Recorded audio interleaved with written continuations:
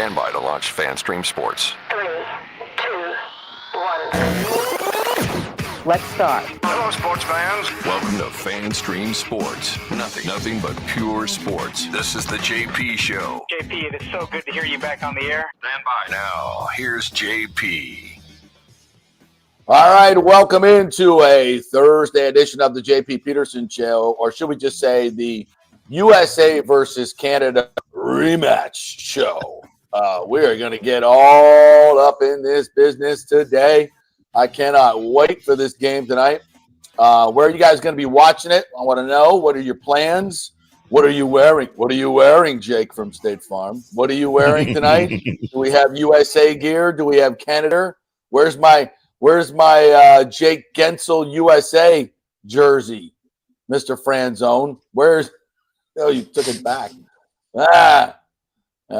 These things are expensive. I know. I could have bought it, but my bad. It cost me a game check. Right? It could be a home check.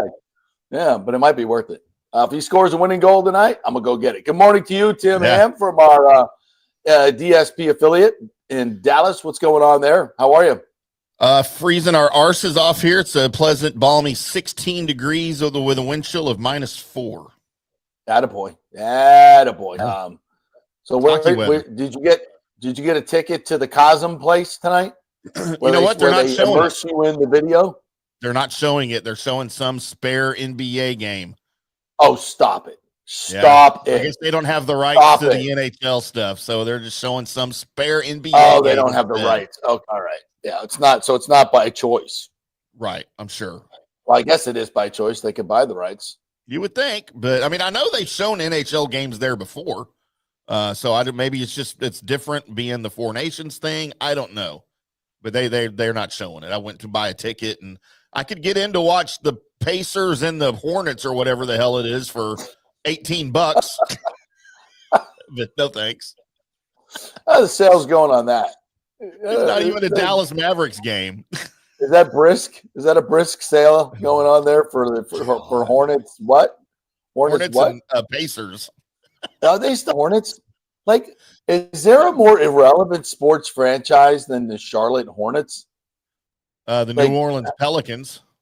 Well, no, they had Zion at least. Like, man. I can't name one thing, one player, one coach, one anything of the Charlotte Hornets. Like, I mean, seriously. Jordan used to own them, right? Didn't Jordan used to own a part of them back in the day? I think don't know if he I does think anymore. that was part of the problem. Yeah. No. But anyway, we got a great hockey game tonight, and we got two of Canada's finest are going to join us. Brian Engblom, my partner on the post-game show, which you've dug up some stuff from him playing for Team Canada. This is the picture on the promo. I don't know if you guys saw that. Do you have that one on there? Look at that. Look at that baby face, huh? 1978. Look at that Canada. 78. No, that's the Montreal sweater. That's the Habs, yeah. And there's nothing prettier on this planet than a number 3 Montreal Canadiens jersey. I'm just telling you, man. It was Brian Engblom. It was Craig Ludwig. Two of my favorite Habs ever wore number 3, and I have both jerseys. I should have brought them today, but yeah, I got both number 3 jerseys. And then a number 44 Stefan Robida Habs jersey. How about that? Stefan Robida? What? Stefan Robida. 44 for the Habs, and he wore 3 for the Stars. I do not remember that. I do not remember that. He was a good Hab. I'm not a big Mal fan growing up, but tonight is going to be something special as we have the rematch. So we'll set that up. We're going to do a little college football for you a little bit later in the show. So Brian Engblom and Brian Bradley are going to join us in the first hour. Engblom at 10:15, Brian at 10:30, Brian Bradley at 10:30. We've got some college football. We got some bucs stuff to get to. Lots of Rays stadium stuff, which I'm going to get to here in just a little bit. More inane comments from the Rays that just never stops. Just incredible. So we got lots to get to today. So thanks for joining us. So let's jump right into it. So tonight we have the rematch. Now, obviously, the first game was the pool play, and if you've been living under a rock 3 fights, first 9 seconds, booing of the national anthem, the United States national anthem, which, by the way, Canada did not get booed, Tim. There were stragglers, a couple strays, but certainly not bustly like by the USA did. So that's a point for the USA, in my opinion. Right. You just don't do that. So that's not, and I don't anticipate anything happening tonight. It better not. It better not. Let's show some class, USA. All this political stuff right now between U.S. and Canada, people have to understand it's just negotiation. Nobody's annexing Canada. People are like, oh, they want us to be the 51st. Nobody's annexing Canada. All right? This is all posturing and negotiation stuff to get things back in line the way they should be, where both countries are supporting each other. Politically, we're not going to talk about it. That's just overblown. Let's be done with that stuff. But I don't even know if it's bad blood between the two countries. I think it's just more incredible respect for the two sides. These guys play against each other. They play with each other in the NHL. So there's incredible respect, and it's just a drive to represent your country. And it's a friendly rivalry. Yeah. It's a friendly rivalry. Look, it's not even as bitter as two division foes, right? Like let's say the Panthers and the Lightning. Like they literally hate each other, right? So there's animosity, there's legit hatred in the playoffs and in the regular season there. I don't even think it goes that far between USA and Canada. This is a mutual respect. It's a totally different rivalry. You're so right. Yeah. You're so right. It's a totally different level, but it's that where the emotion comes from is represent country and not wanting to lose to USA and vice versa. So that's where the emotion comes from. It doesn't come from hate. I was reading an article, I think it was from the AP, of course, a horrible organization now, didn't used to be. But and they were talking about, they were likening it to, it harkens back to and the political Cold War rivalry between USA and Russia. Yeah. What is wrong with people these days? Like, what have you not opened a history book in your life? You're saying the Cold War, decades of Soviet dominance and bloodthirsty and the U.S. going against that and nuclear war, that compared to this, a threat of a tariff? Shut the F up. I mean, it's asinine. What an asinine at this, almost as asinine as that Margaret Brennan. Oh, free speech is what caused the genocide in the Nazi. Right. I mean, these people, just no absolute understanding, completely historically illiterate. That's not what this is. This is not USA, Soviet Union, 1980. It's not even close. That's dumb, silly, ridiculous. Well, to even throw that scenario out there in a headline or in an art, that's just clickbait. They want somebody to read it, and that's all it is. It's not realistic. It's not even close. This is not a no. You had Americans hating Russians and Russians hating Americans my entire youth, right? Until I graduated high school in '89 when the wall fell in '91. That was hatred between two countries. You don't have that with America and Canada. I mean, it's no. Have you ever seen the movie Canadian Bacon with John Candy? No, I have not. Oh, you got to check it out. It is the epitome of American / Canadian relations and the way Americans. I won't even get into the movie. It's a comedy. It's hysterical. It's about America trying to get their president some more approval rating, so they decide they're going to go to war with Canada. So they staged this attack on the Niagara River in Niagara at a power station in Canada, right? They staged this fake attack so they can justify going to war. Well, the problem is there's Canadians that live out there that think it's real, so they start attacking America on the other side of the river, and then it turns into a whole escalation thing by accident. It's freaking hysterical. Alan Alda plays the American president. It's perfect. Yeah. Is it a comedy? Yeah, it's a comedy. Oh, I got to see that. John Candy's in it. Yeah, it's called Canadian Bacon. It's from the late 80s, I think, maybe early 90s. It's freaking hysterical. But it's the epitome of America-Canada relations. It's awesome. Yeah.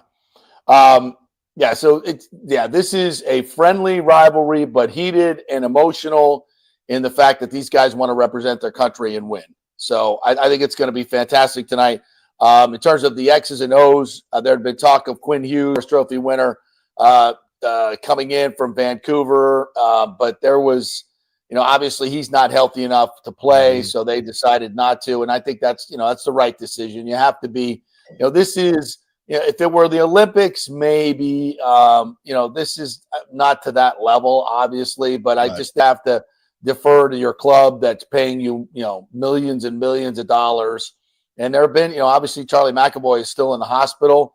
So, we'll see who steps up for the USA in that situation. But listen, it's going to be absolutely supercharged atmosphere tonight, and it's going to be fantastic. All right, we're going to take a quick break because we got to get Brian Engblom on the phone. So quick 3-minute break here. We're brought to you by the Jeeves Law Group, JEEVESLawgroup.com. We will, if you have any issues in the legal realm whatsoever, they'll give you a free case evaluation. Just call them, email them, and they'll do a nice little meeting with you and tell you what's on, give you some recommendations, and then you can go from there. That is the Jeeves Law Group, JEEVESLawgroup.com. Back with Brian Engblom in 3. Stay with us. Old Hurricane Helene put a hurting on Tampa Bay, and for many of you, the rebuild will be a long process. You must beware of unscrupulous contractors offering up quick fixes for incredible prices. It's a scam. So go with long-standing, reputable companies like Third Generation Plumbing and AC. My friend John Rodriguez has been serving Tampa Bay since 1995 with hundreds of 5-star reviews. If you need a new AC system or any home repairs from Helene, they will work with insurance companies to get you taken care of quickly, expertly installed, of course, and a 1-year maintenance plan and 10-year warranty included on all AC units. 0% financing for 60 months. Contact them at thirdgenerationplumbing.com or 813-961-8024. That's 813-961-8024, thirdgenerationplumbing.com. So many of our Tampa Bay neighbors are finding out the hard way from Hurricane Helene that homeowners insurance does not cover flood damage. You must have flood insurance. It's a separate policy. Immediately call Italiano Insurance at 813-877-7799, and they will shop around to find the best policy before rates go up. Lock it in. Over 60% are underinsured in Florida, or you're not getting your discounts that you're entitled to. So do an insurance checkup at Italiano, and they could save you thousands of dollars. Italiano will make sure you're with a highly rated insurer, so there are no surprises in your time of need. Our hearts go out to all our neighbors devastated by Helene. These are the times we're proud to protect all the pieces of your life. Italiano Insurance, 813-877-7799. Ciao, Paolo Tini here, owner of Caffè Paradiso, voted number 3 People's Choice Award on Open Table. I want to thank all our loyal family of customers that have been enjoying our great traditional Italian dishes we make from scratch every day. It's a great family story we're proud of. Our family moved from Rimini, Italy in 1984. My dad, Caesar, started Donatello, and that's where I got the start in the restaurant business. I started Caffè Paradiso on South McDill in 1995, and we've been there ever since. From our traditional ossobuco, a veal slow roast for 4 hours, to our daily fresh catch, the Gruppo Paradiso, with a piccata sauce and lobster claw meat, homemade pasta like lasagna, farfalle salchicha, which is a bow tie pasta homemade with fresh sausage. Hold on a minute, JP's favorite. I love it! So come and have a glass of wine with me on South McDill. Get a reservation on Open Table and see all our 5-star reviews. Ciao, see you soon at Paradiso. Let's go. Right now, back to the show on FanStream Sports. All right, welcome back to the Jay Peterson Show here on this rematch Thursday. Canada and USA going to be going at it tonight, a little bit after 8 o'clock from Boston's TD Garden. Going to be absolutely incredible, emotional. Can't wait to see the hockey. Lots of Lightning players. John Cooper coaching. What a setup tonight for Lightning fans and hockey fans all over the world. All right, let's welcome in my partner on the post-game show, the last call, the great Brian Engblom, 2-time Stanley Cup winner with your Les Habitants, joining us here. What's up, Brian? How are you? I'm great, JP. How are you? Oh, I am jacked up for this game tonight. I know you are.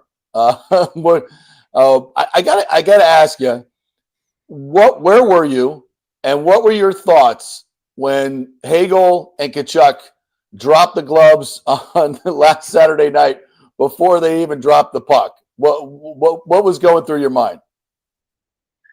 It was great because it was spontaneous right off the bat. They dropped the mitts. They had a few words. There's no doubt. One of the first things that went through my mind was Florida and Tampa Bay because it's Kachuk and Hagel, and so there's some history there. And I think Brandon actually referred to that a little bit too, whether it's all personal history or it's just the history between Tampa Bay and Florida Panthers. But that certainly is part of it. The Kachucks, both boys play just like their dad. They are so funny. They are intense as heck, and they play for keeps all the time. And Brandon Hagel, every time we show him on a replay, especially when he scores a goal, he looks like he's going to eat somebody. It's so funny. His emotions just go crazy. He starts yelling and screaming. It is outstanding. So he is wired with all kinds of emotion as well, too. And the Canada-U.S. thing, it's great. I think it's healthy. I think it's wonderful. It's great for the sport. And, man, did it set the tone in the first minute or so of that game. Outstanding. Well, Brian, before we go any further, I have to introduce you to my co-host here, Tim Ham, who grew up in Montreal, a Les Habitants fan. And, Tim, I'll just let you fanboy from here. Go ahead. I'm not going to fanboy too much. Brian, it's a pleasure to speak with you. Never chatted with you before. I was born in the States and down around New Orleans, but my father was in the oil business, so he had an office up in Montreal. So I went to primary school up there for a little while. Got an introduction to hockey before the age of 10. Obviously became a huge Habs fan in the late 70s. And that team still legendary in my mind to this day. I own a number of Habs jerseys from that era and from beyond. I have one of yours, of course, the great number 3. I told JP before the show, there's no better looking jersey in any sport anywhere than a Habs number 3 jersey for some reason. It just works. And I love it. I got a Craig Ludwig number 17 from a little bit later. I've got a Stefan Robidas number 44. Of course, I've got the Gainey jersey. And then I moved to Dallas. We moved to Dallas much later. Of course, in the 90s, the Stars moved here, and Gainey's the coach, and I had a connection there. And a number of Habs have come through Dallas. Of course, Ludwig played here in Dallas, and Robidas played here in Dallas. That's true, yeah. Yeah, just watching Brian Engblom, though, on the those 90s broadcasts with the Stars in the playoffs and the rivalries with Detroit and with Colorado back then. Totally fanboying out with JP the 3 years I've been doing the show with, and I'm like, I gotta meet Brian sometime. What are you doing to me here? But I appreciate all that. That's great. Well, you obviously have an affinity for us defensive-minded players with Ludwig and Robidas too. That's great. I'm glad to hear it. Well, damn, I guess I'll have to have you over for dinner here. That's after all this big build up. This is unreal. Yeah, but awesome. I appreciate that. Yeah, the late 70s in Montreal. I mean, Montreal's still so intense. You saw the Canada-U.S. game last week in Montreal. It's just different there. Everything is different. You can talk about Toronto. You can talk about any place in the National Hockey League. Montreal is different. And I lived it. I was there all the time. And it's in the 70s, as great as it was, with 4 cups in a row for Montreal. Yep. When people say it's part of the religion up there, it truly is. Mm-hmm. And if we lost the game, or sometimes even if we won a game by like 1 goal, the next day there'd kind of be murmuring around the city like, "Hey, you only won by 1 goal. What's wrong?" It was really, the team was so good. 10 guys are in the Hall of Fame from that late 70s team. So it was great stuff and certainly a lot of fun. And it's been way too long since we've had a cup in Montreal. How close are we? And I don't want to bore all the Tampa Bay fans with Montreal Canadiens talk. Go ahead. To skating the cup again in Montreal. Yeah, you better be careful here. They're in the same division I know. So real quickly, it's getting there. I think Marty St. Louis, who obviously is a fan favorite here and in the Lightning Hall of Fame, I think he's doing a really good job. He's a real modern thinking coach. And the young players who have skill on his team are really getting a chance to play because he understands that part of the game. And that's the way the game is now. He's letting them go and letting them play at the same time, trying to get them in key situations to go, not now, not now. Now is when you shut it down. When you're up by a goal, you have to learn how to win by a goal as well, too. So those are the things that are happening. I don't know, a time frame to put it on, but they're moving along here pretty quickly. And as long as they can get some consistent goaltending, which you always have to have, we'll see where that goes. Montembeau's pretty good young goaltender. Very much so. Right. Brian Engblom Bob joining us here as we preview USA Canada tonight. So Brian, in kind of the macro, that game got 5.5 million at its peak viewers on Saturday night. Yeah, this one will I think likely top that tonight on ESPN. So what do you think this has done for the game of hockey? I mean, there's a little bit of a vacuum right now. The NBA is completely tanking. Obviously, NFL's not as done. You're never going to overtake the NFL, but baseball ratings are in the tank as well. And I've always said I don't understand why hockey's not more popular than those other two sports in the United States. Is this kind of a seminal moment because all eyes are on hockey tonight? There's no competition. This would be an incredible moment, I think, for hockey to grow with a lot of more casual fans. So what are your thoughts on what you saw on Thursday, the game included, not just the fights? It was a hell of a game, and what it means for hockey. Well, it means a lot for hockey. And right now, the spacing television-wise that you talked about is obviously incredibly important because it will have a lot of eyeballs. People who are sports fans will tune into different kinds of sports. And I'm referring to a lot of, casual fans here and fans who really don't follow hockey a whole lot. So when you have a seminal moment like this, the Canada-US, I think people can relate to that and they will tune in order to get a taste of what that's like, I think, in pretty much any sport. So that's a great thing. So it's well positioned to do very well. The build up and everything I was watching ESPN a little bit the other day. I didn't have the sound on. It was just, I was out at a restaurant and I saw that it was on and they were doing some, really good promoing it. And of course they showed the fights. And, you can take it or leave it fight-wise. And the game is different than it was back in the day. But for people who complain about it, everybody else just gets so jacked up. Did you hear many people complaining about how that game started the other night?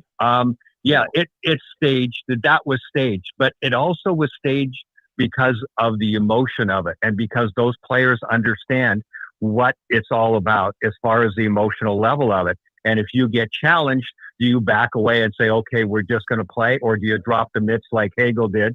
Because, Tkachuk said, hey, come on, let's go. Let's do this thing right now. What are you going to do? You got a couple of seconds to think about it. And if you don't, if Hagel doesn't, then he's going to hear about it, for the rest of his career, maybe. And plus, he wants to stand up and do, what he thinks is right for his team. You get challenged.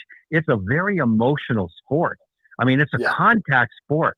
So you have to be engaged and ready to go. And if anybody in the National Hockey League gets revved up, it's Brandon Hagel and the Tkachuks. So the skill level of the game is outstanding. I mean, these are the best players in the world.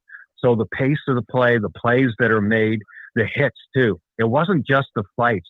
I mean, they ran at each other. I was wondering about how that would go. But because the tone was set with the fights, I don't think anybody was going to back off the pedal at all. So they hit. It's one thing to take a guy out along the wall when you know you're supposed to.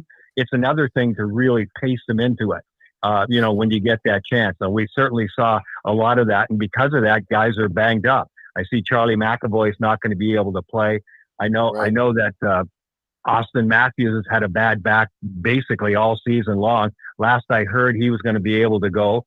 Tkachuk didn't finish the game the other night. He went to his coach halfway through and went, I'm done for the night.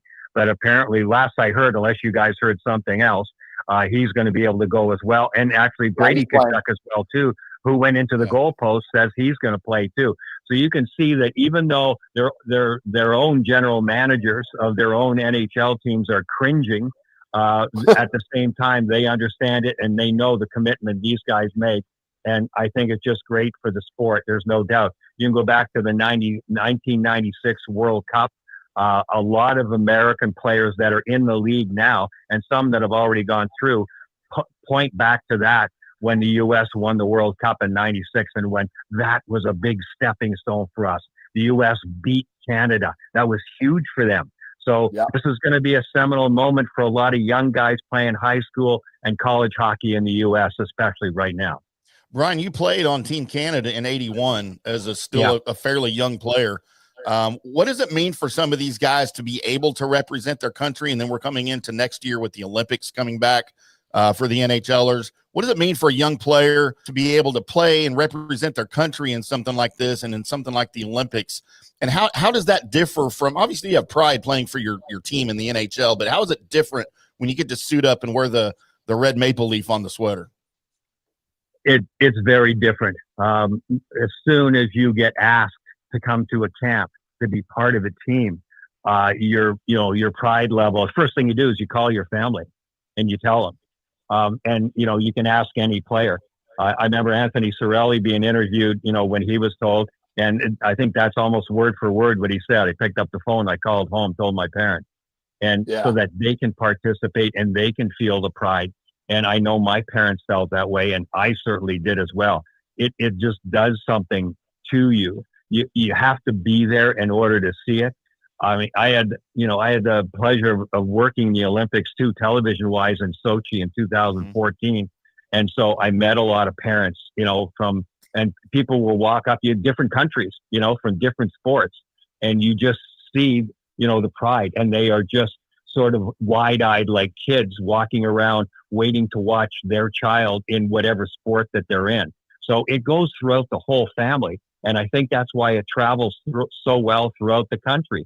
And it's a wonderful thing to have national pride, no matter, what it's about. And this is one of these things you can really celebrate and get behind. And it's no different. Matter of fact, I took my Canada Cup jersey from '81 out of the closet the other day and just kind of dusted it off and looked at it too. Nice. And that was cool. And a buddy of mine sent me a couple of clips. I didn't even realize I had scored against the U.S. in '81 when we played them in the semifinal game. I honestly forgotten about it. JP, I scored like 3 or 5 goals a year. You think I'd remember that one? But when I watched it, it was a shot from the point, and it was a screen. And Tony Esposito was in goal for the U.S. He never saw it. He just never saw it. So it went in, and I went, oh, okay. I remember it now. So I watched some of the highlights from '81, which that was the highlight for us, unfortunately, because when we got to the finals, it all went to hell against the Russians, who were just an outstanding team. And we struggled early. A couple of so-so goals went in early. And after that, you're not going to come back from, a 3 or 4 goal deficit early in the game. And that game went to heck, unfortunately. So, but otherwise, the whole thing about playing for your country is just something you never forget. Well, you also got a goal in the World Championship. It says right here on your Wikipedia, my friend, in '83. Do you remember that one? Yeah. Well, I remember scoring a goal there, but like I said, you would think that I remember goals because I score so few of them, but they're always just isolated things that I remember. I remember that was in '83 in Germany, and I remember playing against the Russians in the tournament game. Rick Walmsley was our goaltender, and I'd played with him in Montreal. I wasn't with Montreal anymore at that time. But anyway, I knew Rick really well. So in the first period, we barely touched the puck. We were on the big ice surface. We had Lanny McDonald, Darryl Sittler, Paul Reinhart, a lot of really good players on the team. Scott Stevens was my partner. We barely touched the puck in the first period because on the big ice surface, which I hadn't played on as a pro, right? We don't, and it's the width of the rink that makes the difference. There's an extra 10 feet wide on some of the big rinks. and we chased them around. We came in, it was only 1-0 for Russia because Walmsley was an octopus in goal. And so we came in and we knew we just got smoked in that first period. And I remember it was all quiet, everybody sitting down in the first intermission. And all of a sudden, Daryl Sittler said, well, I think we ought to rethink this a little bit, huh? And everybody just burst out laughing and went, yeah. So we changed our tactics and didn't run around after them and try to, play NHL style hockey. We stayed in the middle of the ice and defended a different way. But we were still learning back then about how to play against the Russians and the Swedes and the way they played, the circular pattern games, the way the NHL is now. But way back then, we had, wingers were kind of on the board, centers and defensemen in the middle, and it was more of a linear game back then. But we were being forced to learn the other one real fast, and it was a little painful sometimes. So those are the things that I remember more than anything, more even than scoring a goal here or there. So I believe in the '83 World Championships against the Russians, didn't you have a self goal? Didn't you put one in your own net past Rick Walmsley? Yes, that's right. I forgot I told you about that. Yeah. Not to bring up bad memories, but no, that's okay. Now that goal I remember. See, because being a defenseman, right? You go, oh damn, are you kidding? So they were running us around. That was against Krutov, Larionov, Makarov line. That was the early days of that line that became famous in the NHL, especially Larionov playing in Detroit for the Wings later on. But yeah, in front of the net, and they were running us around in circles. And I got so disoriented that a pass from beside the net out in front, I had my man, I think it was Makarov, I had him covered. And so I tried to shoot it back in the same direction because I'm trying to keep an eye on him and trying to keep an eye on the puck. And I shot it right inside the post and right from in front of the crease, past Walmsley. And he just looked at me and went, nice shot. And he started to laugh.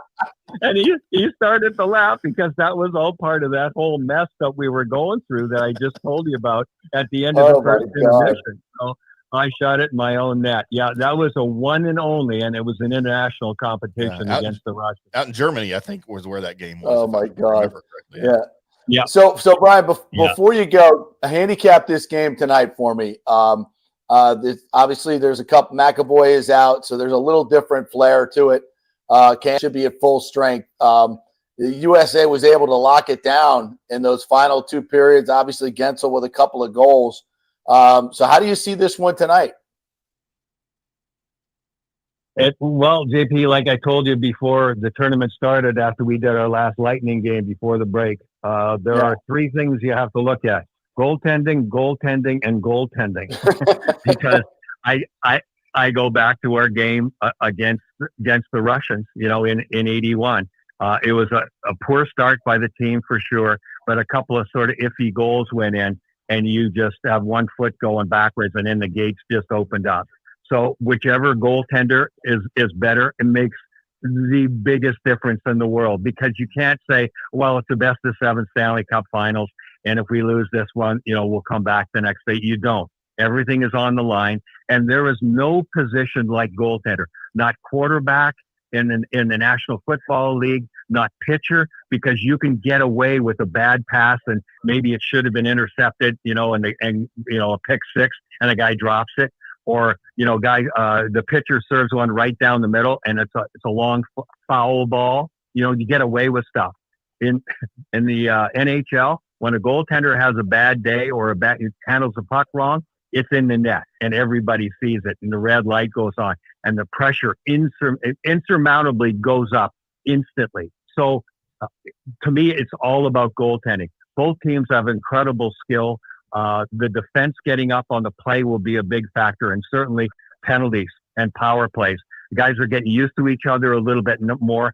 Sometimes you have so much skill on the power play that everybody defers too much. They pass too much, and they pass up great chances to score. So I think they'll be over that a little more. I think you'll see more shots to the net, and these guys are such great shooters. All the more reason the goaltenders have to be near flawless if they're going to win. All right, Brian, great stuff, my friend. Thank you for a little trip down memory lane there, and also setting up this one tonight. Where are you watching the game tonight? You watching at home? Oh, at home. Yeah, I'm watching at home. That's for sure. Yeah, that's. You texting with all your buddies, I'm sure. Yeah, and yeah, exactly. And thanks for making me relive that own goal there. That's right. Great guys. Your invitation to dinner has been revoked. Yeah, exactly. It's been revoked. Exactly. Yeah, I'm gonna go in my room now and feel shame. Thank you. Way to go, Tim.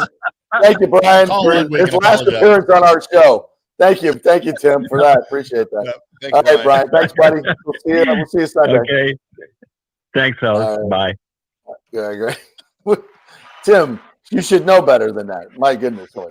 Hey, it was a notable moment in his career, okay? I was just trying to relive notable moments in his career. He's trying to forget, for God's sakes. Oh, my God. We forgot all the other goals. Without further ado, let's bring in the other Brian, another man that has played for Team Canada in the biggest of moments, the great Brian Bradley. What's up, partner? How are you? Good, JP. How are you guys doing today? Good. Where are you? I'm at Amley. Is that it's Amley in the background? Oh, I couldn't really tell. Amley Arena. It's all quiet here. I think there's a concert tonight or something, and the boys are practicing at 11 o'clock in Brandon. Brandon. Okay. Yeah, cool. Yeah. All right, so where will you be tonight at 8 o'clock? I'm going to be at some friend's house. Vic and Michelle are having a watch party for the game. There's going to be, I think, 5 or 6 couples. But I will tell you this, I will be cheering for Canada because I am from Canada. There you go. So I get it. I get it. Listen, I'm turned on the game the other night, and I wasn't sure who I was going to root for, to be quite honest for you, with Coop and Hagel and Sorelli and Pointer.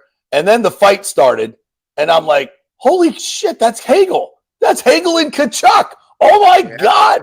And then I'm like, well, I don't want Hagel to get beat up here. I mean, as much as I want USA to win, I don't want Hagel to get hurt. So it was back and forth, but my USA allegiance kind of took over after Gensel scored, especially. So, yeah, I'll be rooting for the USA tonight. But I have to say this. If Canada wins, I'm going to be happy, obviously, for Coop and all the boys. And if USA wins, I'll be happy for Gensel and of course, my country. Yeah. But I can't wait to see the game tonight.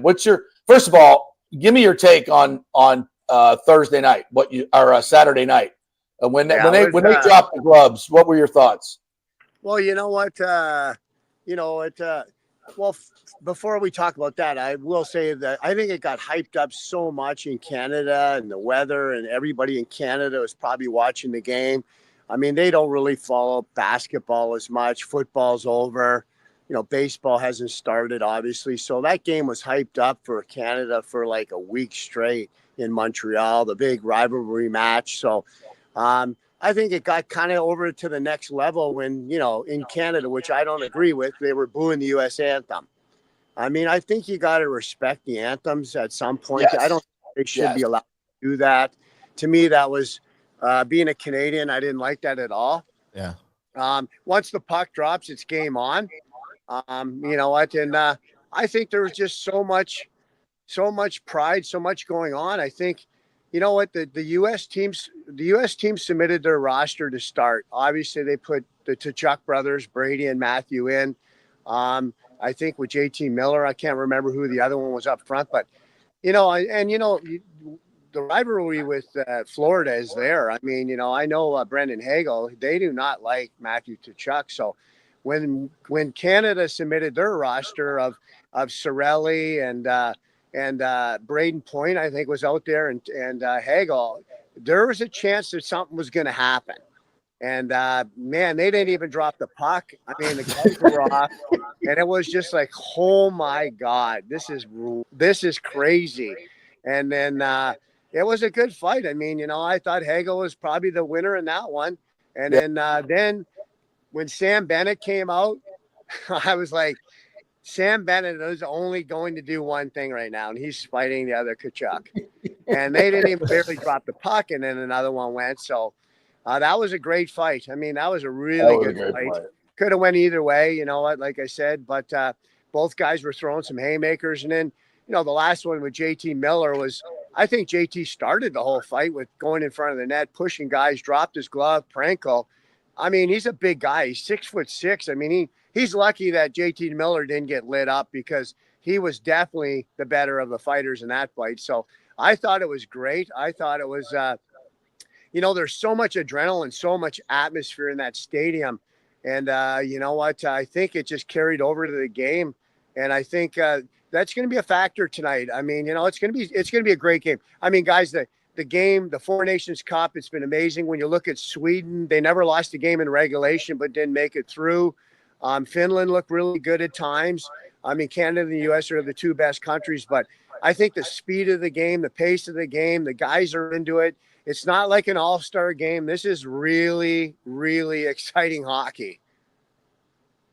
Yeah, it is. And the game, I think, kind of was secondary on Saturday, but the game itself was a tremendous game. Talk about why you think the USA won that game. I mean, everybody wants to talk about goaltending, and that's obviously a huge part of it. But I thought the USA played really well in the second and third periods, just kind of shutting down what Canada wanted to do.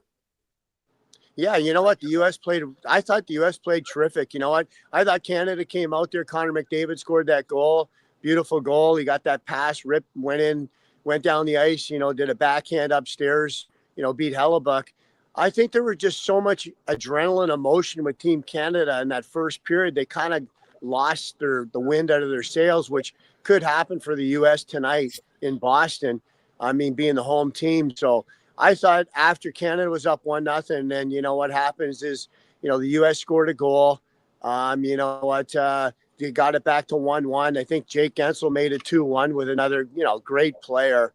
I mean, we're just lucky to have a guy like that on our team. And then they scored to make 3-1, and it could have been 4-1 with another empty net and stuff like that. But I thought the U.S. was a better team overall. I thought the U.S.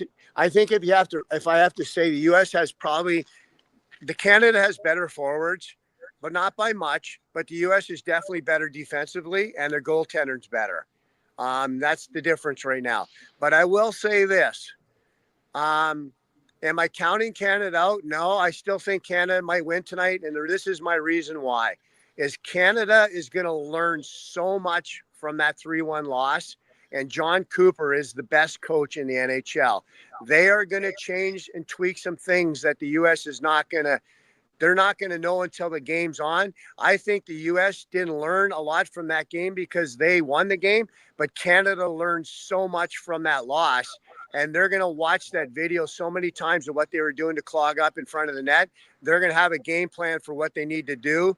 And I think that's going to make the difference. I think John Cooper is such a great coach for this.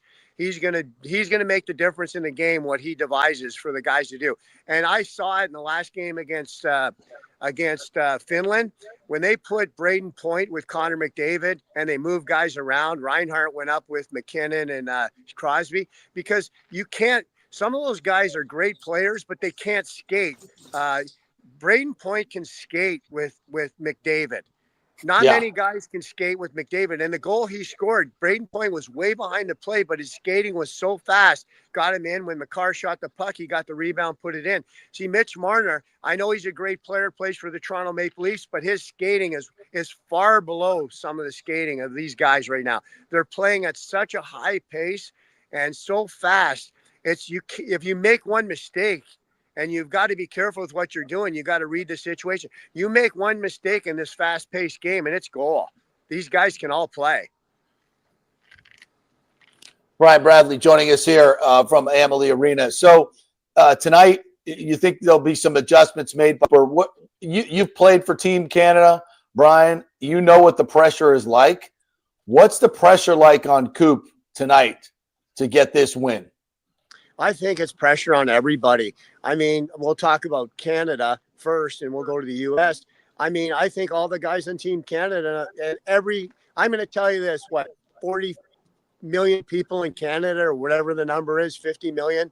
I don't know the number, but I guarantee you every person is watching this game at every bar. There is no basketball game on tonight. There's nothing going on except this hockey game from coast to coast. And you know what? The guys will be remembered whether they win or lose. So there is pressure, guys. I'm telling you right now, the Canadian guys know that if they can come and get this win here in Boston, they'll go down. They'll be huge for the Canadians. And it's the same as the Americans. Well, you know what? They want to go here. They won in Montreal, but they've got to come out here, and you got to beat a Canadian team twice. It's not just, hey, we get another game on Tuesday in a rematch. This is it. It's one and done. And that's why I said it's more in the Canadian advantage because they're on the road. They don't have to put a show. Canada lost 3-1 Saturday night, and you got to beat them again. And this is it. So I think the U.S. has a lot of pressure, maybe even more than Canada, because so many people are watching this game from coast to coast in the United States because what happened. I mean, you hear it on TikTok, you hear it on all the different things all over. Everybody's talking about the hockey game on Saturday night, and everybody is so excited to see tonight's fireworks game going on in Boston. Yeah, I think so. Are you picking Canada tonight? Yeah, I'm picking Canada 4-3 in a great game. All right. In a great game. Again, I think Connor McDavid's going to maybe have a hat trick. I think John Cooper, like I said, I think Canada learned more from the loss than the U.S. did in the win. And you know what? They're going to change up what they're doing. They're going to tweak their game plan and figure out how they can. And the factor is we didn't have Cale Makar. Like, you guys don't have Quentin Hughes. Quentin Hughes is a hell of a defenseman for the U.S. To me, he's the best defenseman on the team. Cale Makar did not play Saturday night. He played the first game against Sweden. I thought he looked terrible. He did not play Saturday night against Sweden, but he played Monday against Finland. I thought he played pretty good, had an assist, started jumping. But now he's got 2 or 3 days off. I think Cale Makar is going to be even better tonight. And that's a major factor for the U.S. team. That's not good. Yeah. What's it, Brian? What was it like to wear the Canadian sweater? For you, what was it like to represent your country? Well, you know what? It's an honor. It's like such an honor that I played in the Olympics for Canada, and I won a World Juniors. I played for the World Junior team for Canada, won a gold medal there. But anytime you put the jersey on, whether it's the U.S. jersey or you put in the Canadian jersey, it's an honor. I mean, so many kids dream about this. I mean, I remember back in the day watching Team Canada when Phil and Tony and Bobby Orr and all those guys played against the Russians in 72. And then the Canada Cups in 86 with Gretzky and Messier and Lemieux and all those guys. Those were epic games. I mean, to me, the greatest hockey game ever. I mean, the U.S. will say the 1980 miracle, but the Canada Cup game in 86 or 7 when Wayne Gretzky and Mario Lemieux scored in overtime to beat the Russian team, which was an amazing team back in the day.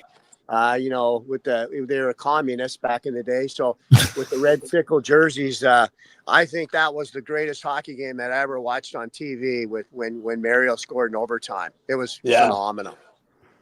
Brian, do you think that this model that they have for the Four Nations, clearly it's the best thing to happen to the NHL, way above and beyond an all-star game or a skills competition? It's just more intriguing, more interesting, and there's national pride.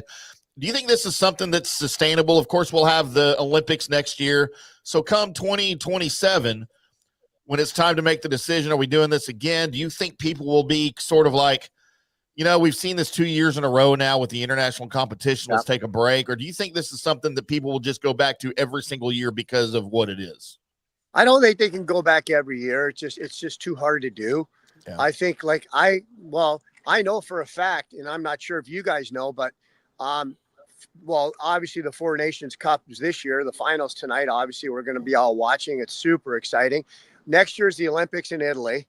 So all the teams will be in Italy. Hopefully, I'm hoping that they can clear this Russian-Ukraine war, because I think the Russian guys would love to go, like Vazzy and Kuch. It's once in a lifetime. Yeah. You got to have them in the Olympics. So you got to have them in the Olympics. It'd be sad if Russia doesn't get to go. You got some great players. Ovechkin maybe could be there one last time. I mean, some of these guys have never played in the Olympics, which is crazy. But Trump will fix that. Don't worry. Trump will fix that. And then after that, we have a year off, and then we do the World Cup of hockey. Right. World Cup. So it's going to be the same thing as the Four Nations Cup, but they're probably going to add Russia, Czech, maybe Switzerland. So instead of 4, the World Cup will have 6 or 7 teams, and it'll be different. You know, they'll add some other teams like, I don't know. I know they'll probably add Russia because that's a big draw. I mean, obviously they're going to add Czech because that's a big draw. And then, you know what, they might have 6 teams instead of 4. They might add Switzerland. So it'll be the same format, but just years from now. It'll be fun to watch. Trust me. Yeah. Oh, I know. All right, Brian. Well, I'm rooting for both. I'm rooting for a good game tonight, and everybody stays healthy. That's what I'm rooting for tonight. That's the key. I agree with you, JP. You know what? You know, whether Canada wins or the U.S. wins, as long as the Lightning guys come in, I think Jake Gensel's been amazing. You know, he's just scoring like he did here. I mean, you know, Point looks good. I think Hagel, Cirelli look good. But you know what? When they come back here and play Sunday against Seattle, Hedman will be back. You're going to see those guys play at a different level. I mean, I agree. They're going to be on the ice Sunday, and then we play Edmonton on Tuesday. They're going to be on the ice going like, oh, my God, is this preseason? Because we are skating at such a high pace that something's not right with these other guys. You watch. You'll see these guys on the ice, and what they learned and what they did here, especially maybe Point because he's been there before. Gensel will be at a different level, and Hagel and Cirelli will definitely be at a different level. It'll be good for our team, and Hedman, of course, the captain, you know, a superstar player. He's you know, like I said, he's been awesome his whole career. So I'm excited to see tonight's game, and then let's get back into the action. And I think all the teams, all the guys and all the teams are super excited for what's happening. I guarantee you're going to see a different level and pace when the NHL gets back in play, because this has put hockey on the map, and everybody's super excited to see the regular season begin again. That's right. So who will be bringing home the gold medal to the Lightning dressing room? Will it be Jake Tull, or will it be Cirelli and Hagel and Point and Cooper? We shall see. We shall see. All right, we're betting a 6-pack of Molson. You get a 6-pack of Molson if Canada wins. I get a 6-pack of Can I get Cigar City. I want Labatt's. That sounds good. I will do the 6-pack of Molson's. You know, if Canada wins, you owe me the 6-pack. You know, either way. Let's do it. Let's do it. Yeah, bet. All right, partner. Enjoy the game tonight, man. Thank you. Canada. Woo! Yeah, go Canada. USA. All right, me and you, we going. I just want my Labatt's blue. That's what I all right, let's take a quick break. We'll come back on the other side, kind of rehash what we just heard. Then we're going to get into some Rays stuff as well, more ignorant comments from the Rays. We'll get into that, and we'll talk some on-the-field stuff as well. Stay with us. Hey, JP here for my concierge medical professional, Chris Lugo, PA. You've heard him on the show for a couple of years where he shares invaluable medical, nutritional, and supplement advice. With Chris, it's like having a medical provider as your best friend. What I love about this concierge service is the convenience and support he offers. I can text or call him 24/7 with any questions or concerns, and he'll promptly call in a prescription if needed. No office visits or copays required. It gives me peace of mind knowing I have someone genuinely invested in my health, not just focused on insurance profits. And the best part, the Bay Area Modern Medical Center's personal concierge service is more affordable than you might think. Don't let insurance companies dictate your health care. Take control of your health and wellness today. Visit BAMMC.com for more information and to schedule your initial free consultation. Empower yourself and take charge of your personal health with BAMMC.com. Hey guys, February's birthstone is amethyst, a stunning purple gem that symbolizes peace, protection, tranquility, and sincerity. Celebrate her birthday or your 6th and 17th wedding anniversaries with an unforgettable amethyst gift. And of course, for over 40 years, the Golden Diamond Source has been Tampa Bay's most trusted name in fine jewelry. We only sell natural diamonds. If it's real love, it should be a real natural diamond. Don't get a fake. The Golden Diamond Source first-time buyer program will help you learn about the 4 C's, what style, shape, and color works best for you and your unique style. Folks, it's the best customer service. They make it so easy for you, and they're not going to push you into something that you cannot afford. 0% financing for up to 5 years. If you finance $5,000, it's only $83 a month. Also, you can turn your old unused gold into cash or a stunning new piece. With gold prices soaring, there's no better time to trade up. So get that old jewelry and bring it on in. You know where, the Gold and Diamond Source, 3800 Omerton Road, always online at thegoldendiamondsource.com. JP.com. JP here for the Jeeves Law Group and my man Scott Jeeves. If you're going to hire an attorney, do you want some guy looking for a quick settlement and a quick buck, or do you want an attorney with some chops? Scott is a board-certified civil trial lawyer and a certified circuit court mediator. Been practicing in the Tampa Bay area for over 30 years. He is a peer-reviewed AV preeminent rated civil trial lawyer. They just don't hand out those classifications. He's been the lead class action counsel on many complex consumer protection cases and has handled hundreds of serious personal injury cases. He's dedicated his career to protecting injured victims and is committed to vigorously representing you. We're local, we're trusted, and we get results. Personal injury and personal attention. Call for a free case evaluation. That's 888-9-JEEVES. That's 888-9-JEEVES. The Jeeves Law Group. Let's go. Right now, back to the show on FanStream Sports. Welcome back to the JP Peterson Show right here on FanStream Sports. Check us out Monday through Friday, 10 o'clock Eastern, and then later the same day, wherever you get your podcasts. It's also on our YouTube channels, the JP Peterson FanStream Sports Tampa YouTube channel.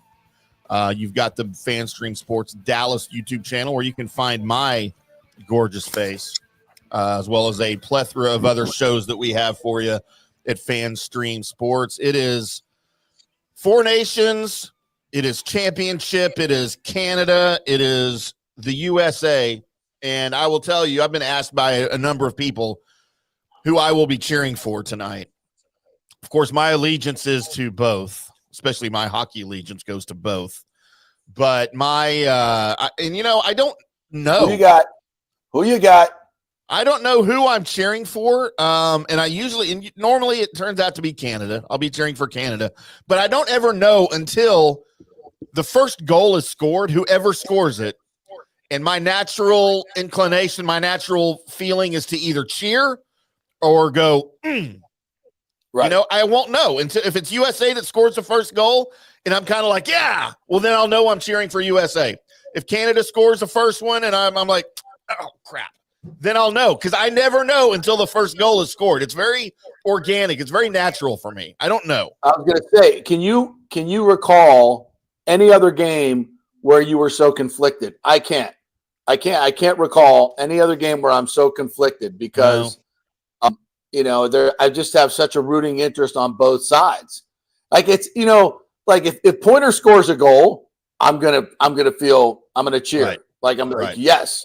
Now, if Hagel scores the game-winning goal in overtime, I might be like, oof, but no, I don't know. Yeah. I think I'm going to end up being USA. I think that's going to pretty much. I think I'll end up being USA, but I don't know. I'll see how it goes. I just know that it's going to either way it goes. I'm going to be happy how it finishes. That's a good thing. We just don't, just like we talked about with Brian Bradley, we just don't want somebody to get hurt, like on either side. You don't want to see a serious injury in something like this, especially these guys are playing. These guys are not holding back. These guys are hitting, they're fighting. You would hate to see somebody break their hand or something in a fight, in what basically boils down to, in the grand scheme of things, an exhibition, and it puts the rest of their NHL season in jeopardy. You don't want that, but you want to see guys playing their hardest, and they certainly will. They're playing for their country. It's the finals, and I wouldn't want it any other way. And JP, you talked about the ratings, 5+ million people tuning in for this thing. That is 50 times more people than tune in for a normal primetime NHL game. 50 times. 50 times more than a normal NHL game. So it is certainly growing the game. It is growing the awareness of the game nationally. And I think some of this interest in the Four Nations Cup this past week and a half is going to wear off. And I think you'll see a little uptick in viewership for the rest of the NHL season. I really do. I think it's going to wear off on people. I agree. I think, I've always said this. I think, hockey has been underserved in terms of its popularity, especially here in the United States. Obviously, it's the number one game in Canada, but here in the United States, it's always kind of slotted in fourth. and then there was kind of talk of MLS surpassing hockey. And I'd have to go look at the numbers, the ratings numbers. I know I got to believe that it way outdid the All-Star game. The All-Star game was the second lowest watched in the history of the league. And this NHL game it's not the quote All-Star game, but it's replacing the All-Star game this morning. So I'd have to say it's anybody. I don't think any sports fan, especially a casual sports fan in his right mind, could tune into that game and then flip over to watch, LiAngelo Ball rapping or whatever the hell was going on the All-Star game. Oh my gosh. And go, I got to watch this. If you're a sports fan, I mean, how do you not just love hockey? How do you not love every part of it? I don't know. I think it's a really big moment for hockey tonight. So yeah, I'll be really interesting to see what the ratings are. Now the game's on ESPN. So who's calling the game tonight? Steve Levy, I would hope. It's got to be, yeah, right. Levy, and I don't know who they'll have on the broadcast tonight, but it's going to be epic. It's going to be absolutely epic. So I'm flying up to Atlanta tonight for a little birthday getaway for the lovely Ashley, aren't they?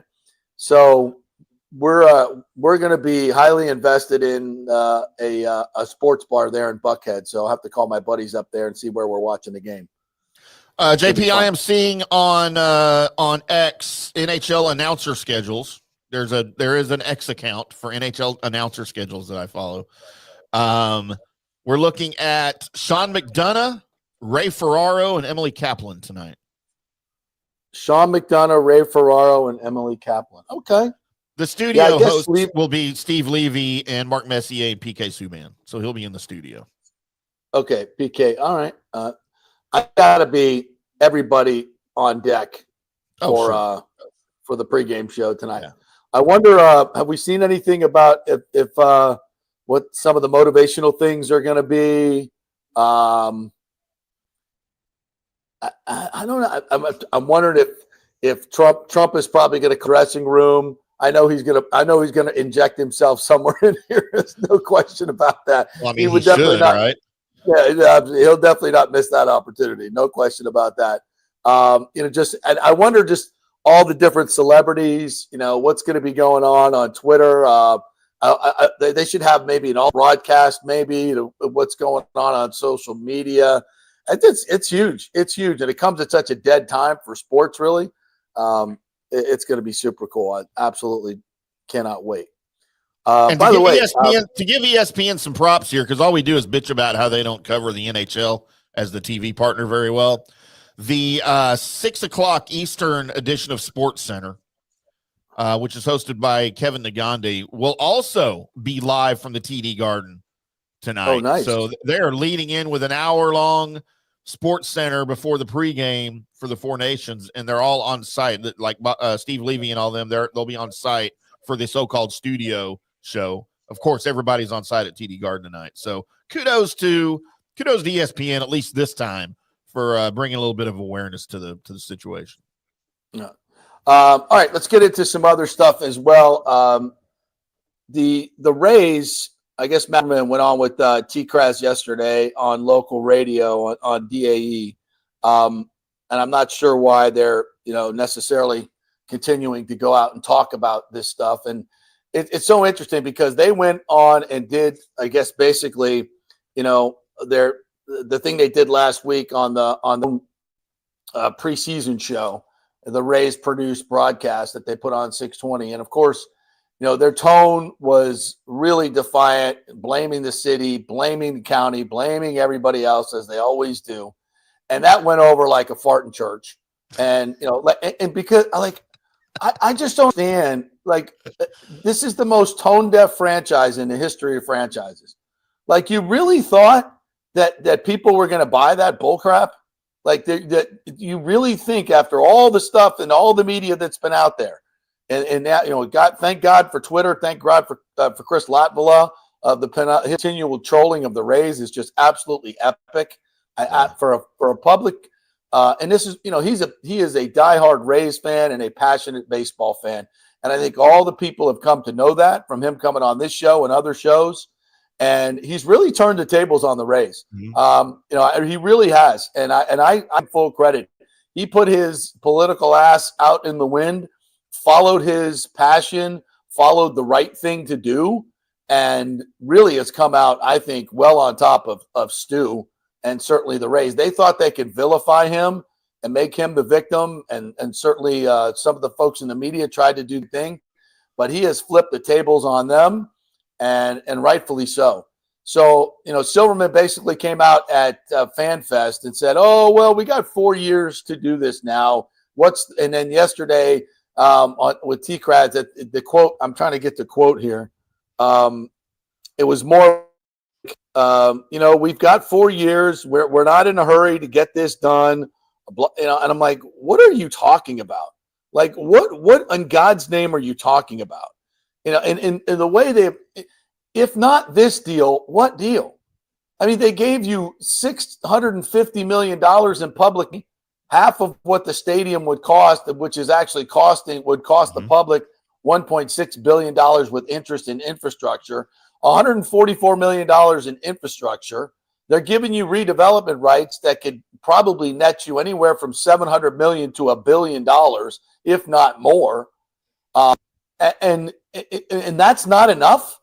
And you still want more money, and people want to go, well, maybe it's because it's, they need more money. Costs have gone up. You agreed to pay the cost overruns. They gave you all this money so you could afford the cost overruns. And it's unconscionable. Like, no one has ever gotten a deal like this. This is the most sweetheart deal in the history of deals. Like, literally. No, and it's the smallest municipality in terms of St. Petersburg, the city of St. Pete, 250,000 people, really, I think, within the city limits that are funding this thing. And, of course, the county's throwing in as well. But it's a very small number of people, and it's still not enough. And people act like what it tells you is what I've known all along. He never planned on building this stadium. This was always a land grab. He was never going to build the stadium. And to me, that was up from the beginning when he said they were going to pay $700 million in cost overruns. Really? Here's a guy that wouldn't pay $150 million to get the stadium done in Tampa. And by the way, that deal was a fair deal for the taxpayers and a great deal for the Rays. It would have cost them $450 million, and they would have had naming rights and other retribution that would have covered their share. And it still wasn't enough then. And they lied about it and said that Hillsborough County didn't have the money. That wasn't true. There wasn't enough corporate support. That's a lie, too, because I was part of the Raise 100. They pledged $160 million up front in corporate pledges. And, of course, you see what happens when they put the tickets on sale. Every premium ticket is sold out. I mean, at every turn, they have lied. They have burned bridges in Tampa. They have burned all the bridges in Pinellas. They've burned all their allies in the city of St. Pete.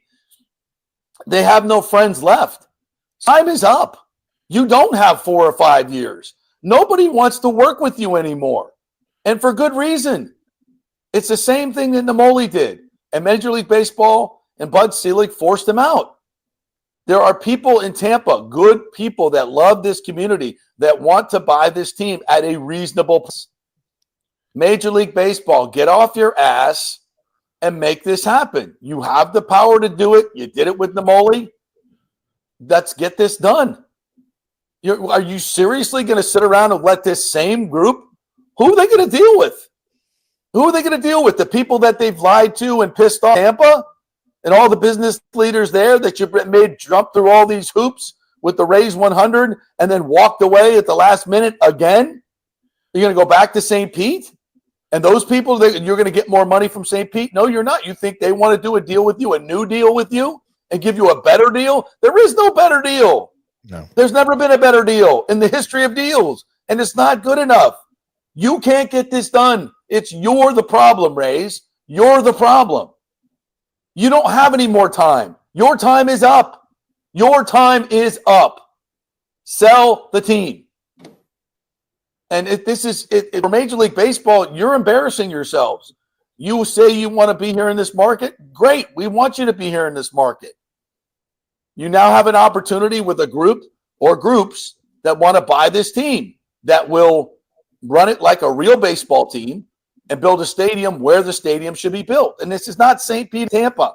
Hell, even Mayor Welch is like, we're good. We're good. If the Rays don't build, we're good. And we'll build a beautiful convention center or affordable housing or more residential, commercial. They'll build something wonderful. It will benefit St. Pete, not cost them billions of dollars. It will make them billions of dollars, not cost them billions of dollars. So they're okay with it. They understand it. Let's move this along. Nobody wants to wait another 2, 3, 4 years to get this done. Nobody. And for you to sit there and say, we've got 4 years is the most arrogant thing in the world. No, you don't. You've had your chance. You've burned every bridge. It's time for you to move on. It's time for you to move on. Major League Baseball knows it. The people know it. The fans know it. The politicians know it. The business leaders know it. You have worn out your welcome. We don't want you here. Please leave. Please leave. Take your $2 billion profit and go. Well said. Can't wait for all this to be over. God. Do you know why I can't wait for all this to be over?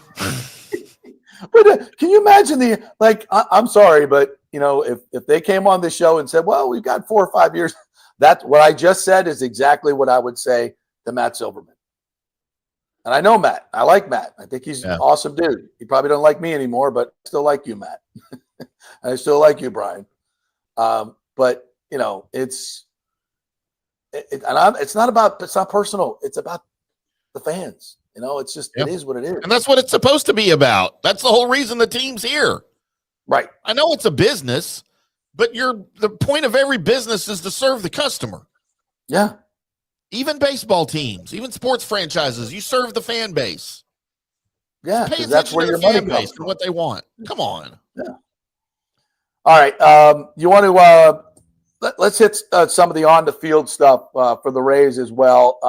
So far in camp, pitchers have looked great. Ryan Pepio, this starting staff is going to be something really, really special. I'm so excited. Everybody's come back healthy. Of course, it's early, but McClanahan's throwing 98 miles an hour. Pepio looks good. Rasmussen looks fantastic. Off of his third Tommy John surgery, P. Fairbanks, the bullpen. And that's why it's like, man, if we could just gone out and got a couple of hitters, this team would be, I think, have a legitimate chance to win the World Series. Yes, the offense will be better, should be better. It can't be worse, for God's sakes. It cannot be worse. They were only better than the White Sox last year, who were historically one of the worst teams in Major League Baseball history. Batting .212 with runners in scoring position. It's got to be better. Now, will that translate into innings to get into the playoffs? It should. Does it make them a World Series contender? No. You can't have an offense this. Even if everybody improves, even if everybody, if your plan of hope, if Josh Lowe returns to form, if Ha-Seong Kim, has just an average year at light years ahead of what we got out of the shortstop position last year, Junior Caminero can be a 30 home run slugger. If Morel can somehow find, the power stroke that he had early on with the Cubs. I mean, if hope, that just gets you to maybe an average offense. Imagine if you went out and, actually got a Bregman or a real slugger. I mean, it would be incredible. It'd be incredible. But obviously that hasn't happened. It's obviously not going to happen because they can't trade. You would think with this surplus of pitchers, you could trade a pitcher and go out and get a big bopper, but those guys make money and you're not going to increase the payroll. It's a layup, really, especially if they get into the season and all 6 of their starters stay healthy and you get to the deadline. I mean, and there's going to be teams chomping at the bit to get a starter, and you're in perfect position. But you got to be absorbed, $10-15 million contract for the second half of the season. And the Rays have never really done that. So we'll see, but I'm encouraged as to what this team can be average offense, extraordinary pitching. A lot of home games in March, April, and May. Get off to a great start, and then hang on through the dog days. Make a move or two. If there's new ownership, that would be great. Then let's go. Let's go. Could be an amazing season. And even if they get to the playoffs, and they Major League Baseball says, well, we can't play playoff games in Steinbrenner Field. That would be a shame. If they build this vibe. What's that? I don't think they would take that away from them there. I would hope not. Because, even though it's only for 12,000 fans, it's going to be a very devoted 12,000 fans who paid a lot of money because the tickets are double and triple the price. Yeah. That's, that would be a tough sell. That would be a kick in, to be quite honest. Yeah, to take that away from people who have been filling the park all year long. We get to, and imagine the vibe. Imagine the vibe of a playoff game in such an intimate atmosphere. That would be special. It would be really, really special. It would be something special. And the TV viewing will be off the charts. So moving it, what are you going to do? Move it to Miami? Maybe they sell out Ray J and they just show it on the video screen. I think it'd be a great idea. No, seriously. I know. That's a great idea. Put it on the video. You'd probably fill it up. Just charge $10 a ticket. $10 a ticket. Who wouldn't go? Go? You'd be able to hear each other. Like their absolutely stadiums are so close, you could hear the crowds. Yeah. Well, how about? I think we actually talked about this right before, because you could actually have the team go do some batting practice at Ray J. Yep. Or go do set up. Now the Savannah Bananas are going to play there, right? So go, just sell out Raymond James Stadium and have the team come over there and do batting practice, and have them, if they win the game, have them come over. How cool would that be? It's like, stay in your seats here. The team's coming over to take a victory lap in Raymond James Stadium. How freaking cool would that be? Come on. No, you don't move the games. Awesome. You don't move the games. You do something special. You do something different. Because I guarantee you, if you charge like $10 a ticket, and it was imagine if they got to the World Series, that would be freaking awesome. That would be absolutely awesome, because you would be able to hear the cheer, and the team would be able to hear the cheers from Ray J. It's Steinbrenner Field. So I think it would be awesome. You think differently. Think out of the box. Think of the things you could do, not the things you can't do. Think of the things you could do, and it would be spectacular. Be unlike any venue ever. Super fun. And I guarantee you, they'd sell out Ray J and they'd sell out Steinbrenner. That would be what? 70-some thousand people? Oh, yeah. Yeah. That's bigger than any baseball stadium right now in the major That's right. leagues. That's right. Yeah, drone shot. 40,000. You have the drone shot. That'd be awesome. Can you imagine the TV presentation for that? With the blimp view or something for an ALCS game or an ALDS game or even a wild card game in the middle of the day, where you got the blimp overview and you've got Steinbrenner Field over here, and then the camera just pans over to Ray J, and it's a sold out Ray J. That for TV, that would be incredible. Here's another one for you, because we do this at Amalie Arena. We put holograms on the ice, right? Where you can project. You could project the actual game onto the Ray J field. I don't know how they do that. Yeah, with holograms. I know. I don't understand the technology. I think it's awesome. I just don't understand What if you could make it like that? Like you could not only have the game on the video screens at each end, but you put holograms on the field. Like you're actually watching the game. Like real time. I got to call my boss at Amalie and see if that's something that they could do. See, think out of the box. Just don't think immediately, oh, whoa, that's too small of a stadium for playoffs. No, think outside the box. Think of what you could do. Yeah, that's old man way of thinking right there. Exactly. What and what would that count as the largest playoff crowd ever? If you had 65,000 in Ray J and another 12,000 at Steinbrenner? I don't know. Back in they used to play at the college. They used to play baseball at the Coliseum in LA, if I'm not mistaken. Then when the Dodgers first moved there, which seats like 100,000. So the all-time attendance record of 115,300 was set at a preseason game between the Red Sox and the Dodgers at the Memorial Coliseum. In Elysium. See, I got it. This is the only baseball game where the 100,000 figure has been definitively exceeded. Yeah. All right. So we're not getting there. No, we're not getting there. But we're getting close. We're getting close. So yeah, I think that would be outstanding. It would be freaking amazing. So yeah, this could be a really special season, which is why. I would just imagine if they went out and got a couple of. Let's imagine if they signed Pete Alonso, Tampa kid, and they signed. What did he sign for? $54 million. Not much, yeah. I mean, fun. That would take our payroll. That would take the Rays payroll to a little over $100 million. Is that going to kill you? Peanuts. Is that going to kill you? Oh. And they're going to be making more money in Steinbrenner, by the way, with the ticket sales. Single game tickets go on sale next, by the way.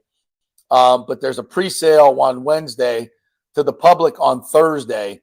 I'm gonna just go ahead and tell you there won't be any tickets left on Thursday.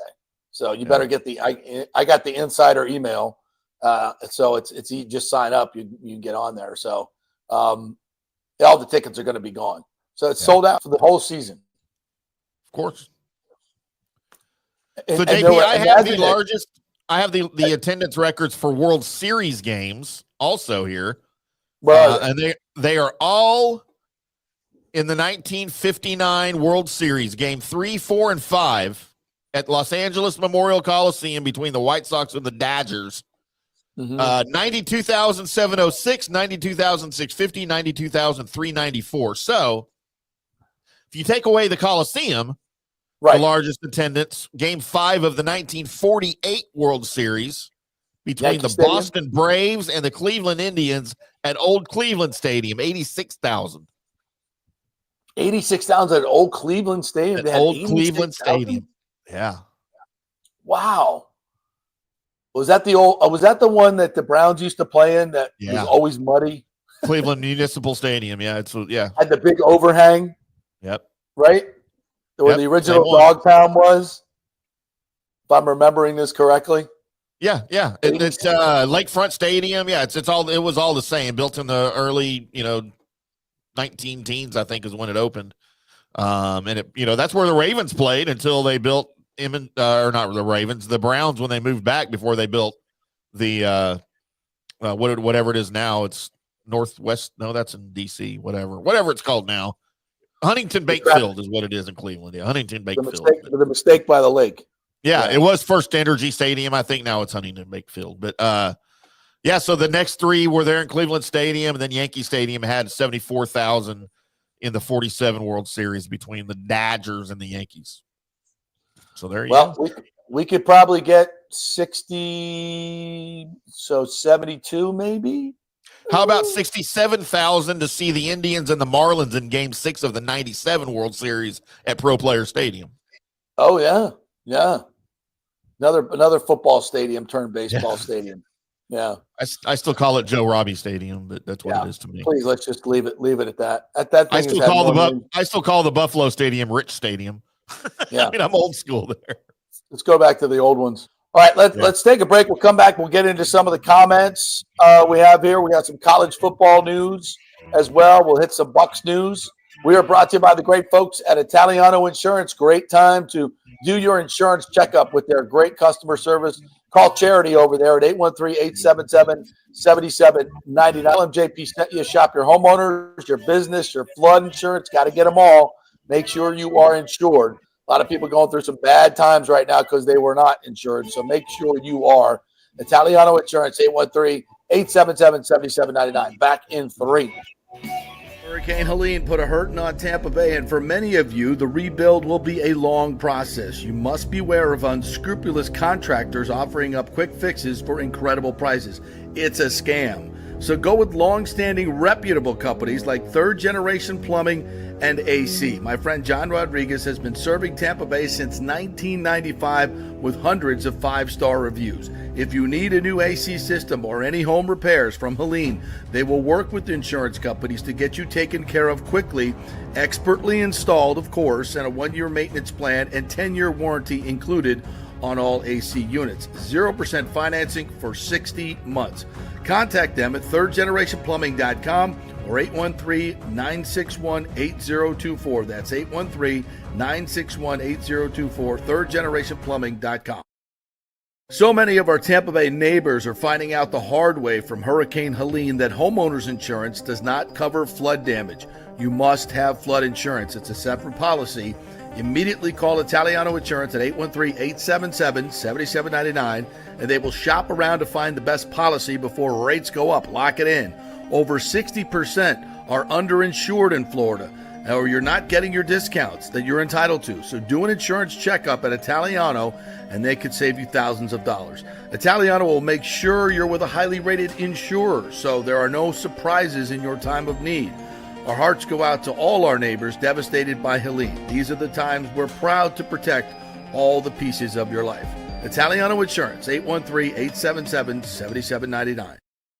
Ciao, Paolo Tini here, owner of Caffè Paradiso, voted number 3 People's Choice Award on Open Table. I want to thank all our loyal family of customers that have been enjoying our great traditional Italian dishes we make from scratch every day. It's a great family story we're proud of. Our family moved from Rimini, Italy in 1984. My dad, Caesar, started Donatello, and that's where I got the start in the restaurant business. I started Caffè Paradiso on South McDill in 1995, and we've been there ever since. From our traditional ossobuco, a veal slow roast for 4 hours, to our daily fresh catch, the Gruppo Paradiso, with a piccata sauce and lobster claw meat, homemade pasta like lasagna, farfalle salchicha, which is a bow tie pasta homemade with fresh sausage. Hold on a minute, JP's favorite. I love it. So come and have a glass of wine with me on South McDill. Get a reservation on Open Table and see all our 5-star reviews. Ciao, see you soon at Paradiso.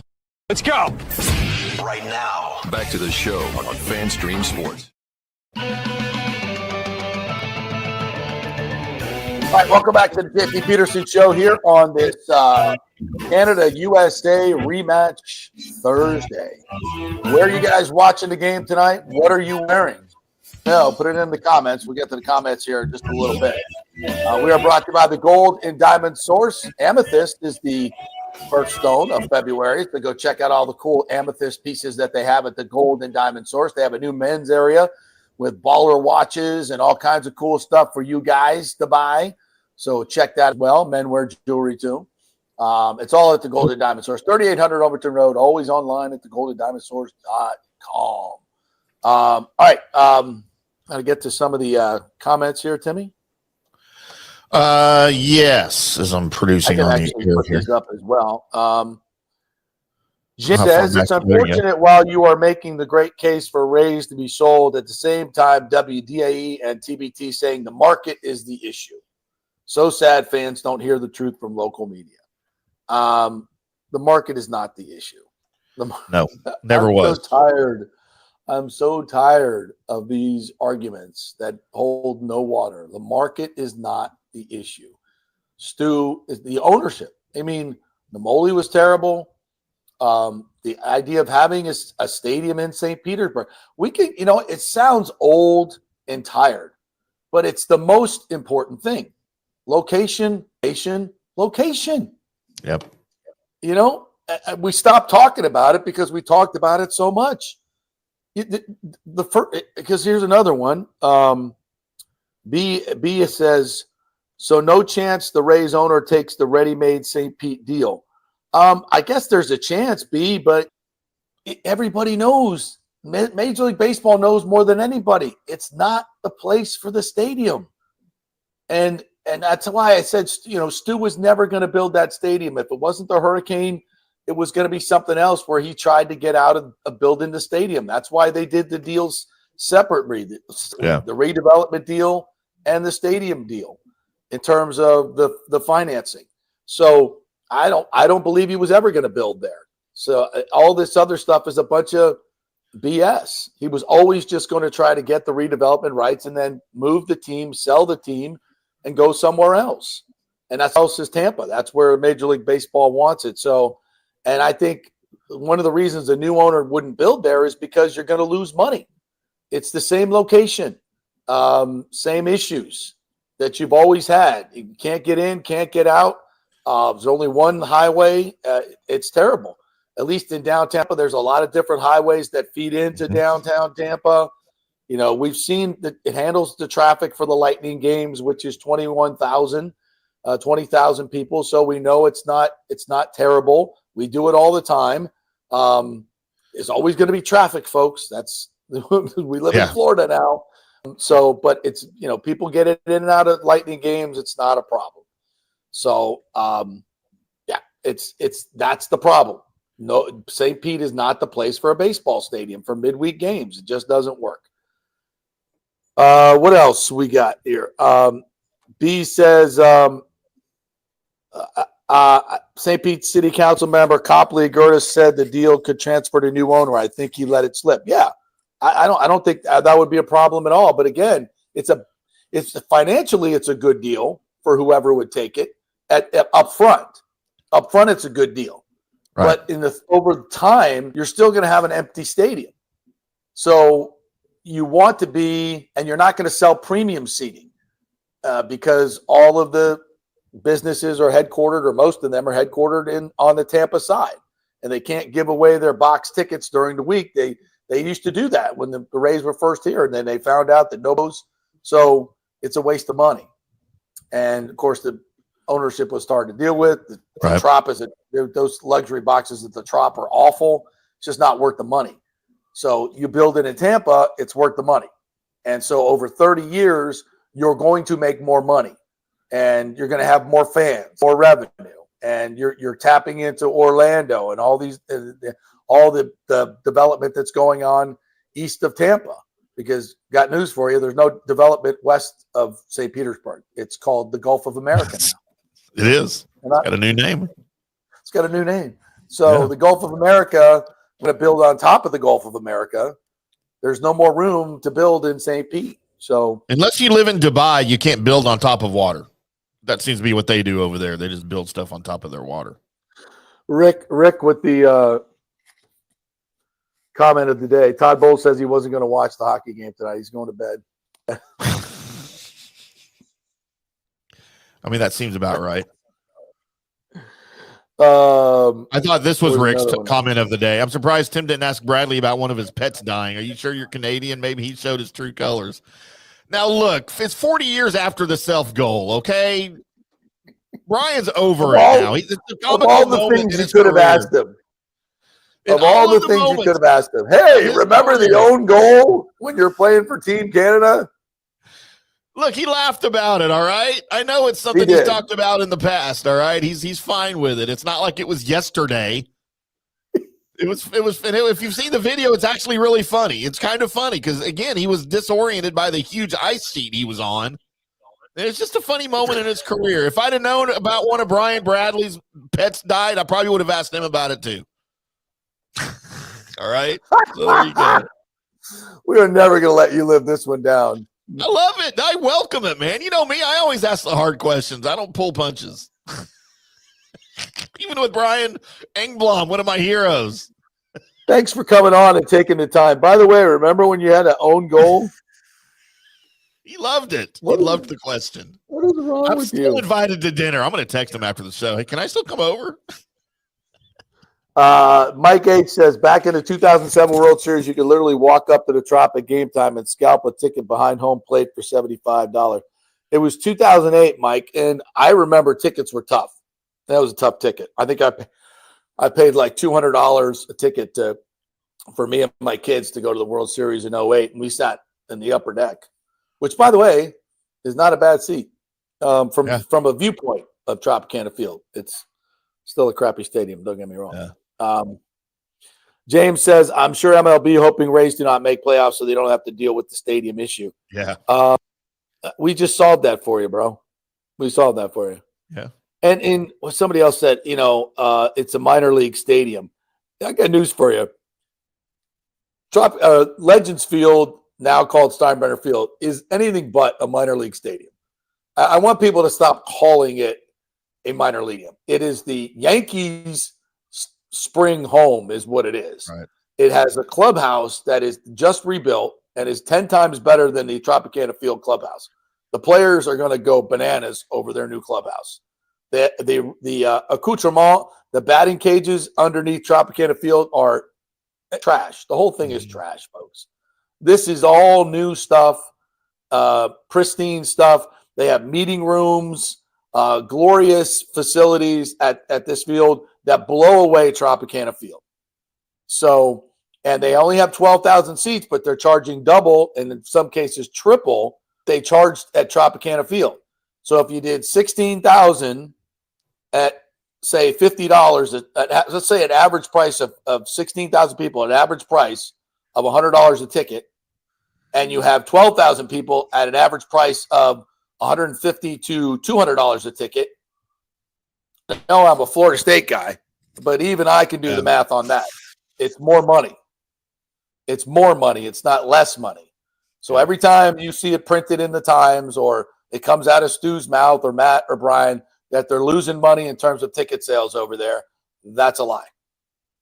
It's a very provable lie. So, and they're probably making even more on the luxury suites than they were at Tropicana Field because they're more in demand. And they're actually luxury suites. So if that's the excuse for having a low payroll, which of course it can't be because they've had low payrolls while they're in Tropicana Field. So that's not. Yep. What else we got here, partner? James said, if the Rays made the World Series, can you imagine the national media looking down on the fact that the Rays are playing in an A-ball minor league ballpark? It's not. It's not. I've been to many A-league minor league ballparks, and that ain't it. That ain't it. Yeah. That is a legitimate major league stadium, except for the capacity. That's it. Right. Amenities wise, for sure. There's no question. Absolutely. 100%. So they used to have Rays watch parties at Tradewinds Island Resort. They were fun. Yeah, remember that? Those were awesome. Out there on the beach, they put a big screen up on the beach and you watch the games. They do that with Lightning games too. Michael LaRue said Vancouver won't let Quinn Hughes play for the USA tonight. This is interesting. It is very interesting because it is Vancouver, which is located where? Canada. Yeah. And Quinn Hughes said he could play earlier in the week. Now he can't. Interesting. Interesting.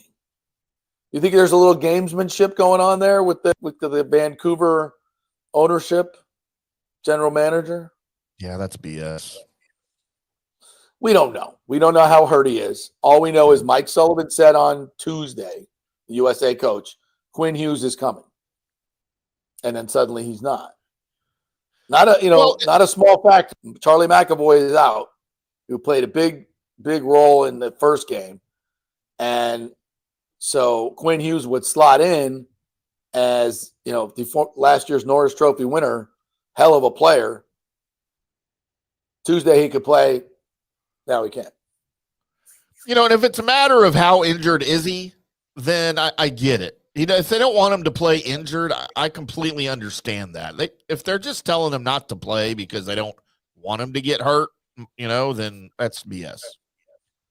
Or telling him not to play. So, because think about this, I don't know who the Canucks general manager is. Look that up real quick. I don't know who it is, but he's probably Canadian. He probably played for Team Canada. Yeah, it's Patrick Alvin. Yeah, he's Canadian. Yeah. So a little controversy. Little controversy. I don't know. I don't want to cast any aspersions on anyone here, but that's exactly what I'm doing. Yeah. That's what we do on this show. Of course. So I think there's something there. So that's food for thought. By the way, Patrick Alvin is Swedish, by the way. He's Swedish. Okay. He's Swedish. But he lives in Canada. He lives in Canada, yeah. Daniel Rivera says MLB certainly doesn't want to wait 4 years. You better believe behind the scenes they're working with the elite groups in Tampa talking about that want this team sooner than later. Yeah, they want to buy it for a reasonable price. Stu doesn't want to sell it for a reasonable price. He wants to keep holding people hostage because that's what he does. That's his life's work. So like I said, MLB has to intervene here, and they've done that before. So, and it's not like Stu's not walking away with a tremendous profit if he did sell the team for $2 billion. You just have to wonder what's taking them so long. What's taking MLB so long? If they're going to do it, why are they waiting? Well, I think it's the same, it's the same reason it's taking this long. Stu doesn't, he's going to go kicking and screaming about everything and try to suck the last dime out of every transaction. And does Major League Baseball have a legal power to make him sell contractually if they went to court? I think so. Maybe. I don't know. I don't know their bylaws that well, to be quite honest. Like I said, Marge Schott got forced out. I'm trying to remember any other owners that got I think there were a couple that kind of Namoli got forced out. Yeah. I mean, Namoli got forced out. Simple as that. I mean, there's precedent in this market.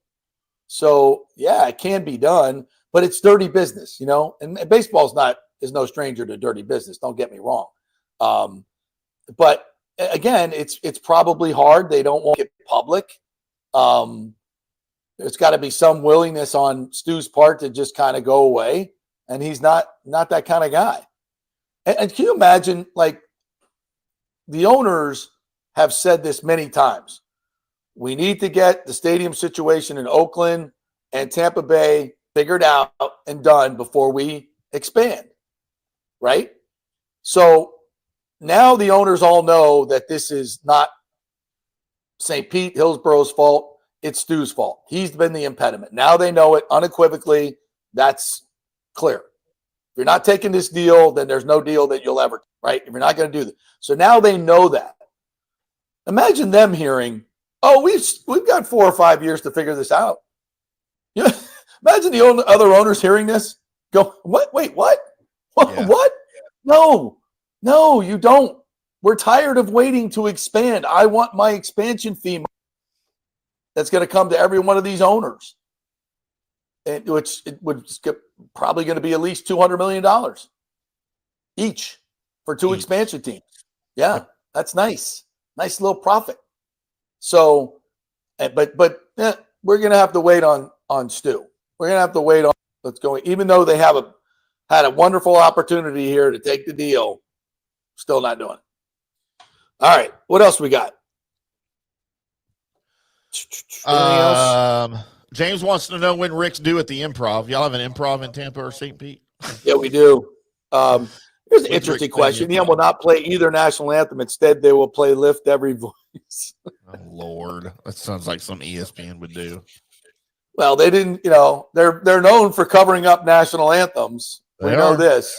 You better not do it tonight. There's a history. You better not do it tonight, ESPN. Or what if they just don't show it on TV? Right? They just won't show it on TV. Don't boo, Boston. Do not do that. Nobody boo anybody's national anthem. That's just in poor taste. Come on. Yeah. Hockey would grow if it was a little bit more accessible on TV, says Yeezy. I lose my mind half the time trying to find the Lightning game. It has cable anymore. Spot on, dude. The Panthers, I believe, put their games this year on a local TV station, a local independent station. The Lightning are going to talking about putting their preseason games on WMOR TV next year. And I would like to see them put all their games on MOR TV, obviously. So here in Dallas, we got rid of course, Fox. Well, it was Bally Sports Southwest is what we had here, and that's what all the teams were on, right? The Mavericks, the Stars, the Rangers. Right. So that went away, and then nobody could watch anything. So the Stars came up with the brilliant idea: we're just going to develop an app. You download the app on your TV, on your phone, whatever. It's free, and you can watch any Stars game now on the app for free. Well, now the Rangers, because they ran into the same thing, they're going to what's called the Victory app. The Stars color is Victory green, so everything is Victory branded with the Stars. So it's the Victory app. The Rangers are going to be on it. However, the Rangers are not going on for free. They're charging you $100 for the season package to watch the Rangers, all 162 Rangers games, which to me seems like a deal if you really want to watch the Rangers. I mean, I'll pay $100 for the entire season to watch every Rangers game because I've already got the Victory app on my TV and on my phone and my laptop and everywhere. By the way, that's $15 a month, basically. Yeah, I mean, I'll pay that to watch the Rangers. I mean, I'm a super Rangers fan, obviously, so and the Stars are still free. So I mean, that's how that's interesting. So is that just starting this year? No, it's for the Rangers. It's starting this year. The Stars did the Victory app last season for the first time. And how did it work out? Great. People loved it. It was good quality, good everything. Everything. It's nothing's different. It's the same broadcasters. It's the same coverage as you had on on Bally's or whatever. It's just you have to download the app, and again, it's free. They sell commercials for just like they do on TV. They sell commercials in the app for the games, and it's the viewing experience is actually probably better because they have like in-game things where you can do stats, kind of like Amazon Prime does with their NFL package, right? You can go on and hit a button to see certain stats and next-gen crap. They do the same thing with the Stars games on the app where you can go in and look at in-game stats. You can do this little display at the bottom where who's on the ice, what's their ice time, what's their stats, and then as line changes, it converts. It's really cool. It's very interactive, and it's really cool. I love it. Well, the Rays announced yesterday, or FanDuel, where you watch the Lightning and the Rays, announced that they're going to be available on Prime, but it's going to cost you $20 a month. Well, which I was like, okay, great. Well, you can already download the FanDuel app for $20 a month, just regularly, and now now you can access it on Prime. I'm kind of like, what's the difference? You're still paying $20, so it's an add-on, right? So on Prime, I don't understand what the difference is. If you're still charging $20. If it's on Prime, but you can download the FanDuel app anyway from the App Store. So now you can download it with Prime. Like, I don't understand the difference, what the advantage is. Somebody smarter than me is going to need to explain apps, but it's still $20 a month. So it's interesting, the Victory app that they're doing. So now I think the Panthers did a local station, and they also have an app as well. They're on the FanDuel, I think, still as well. Right. So I would definitely like to see the Lightning put their games over the air, because if you do a local station like MOR, they're what they call a must carry. You're paying for that anyway. If you have YouTube TV, if you have Direct TV, what are some Fubo? If you have any of these and you have the Tampa Bay market, you get the local stations. They're a must carry. So that means they would be on every.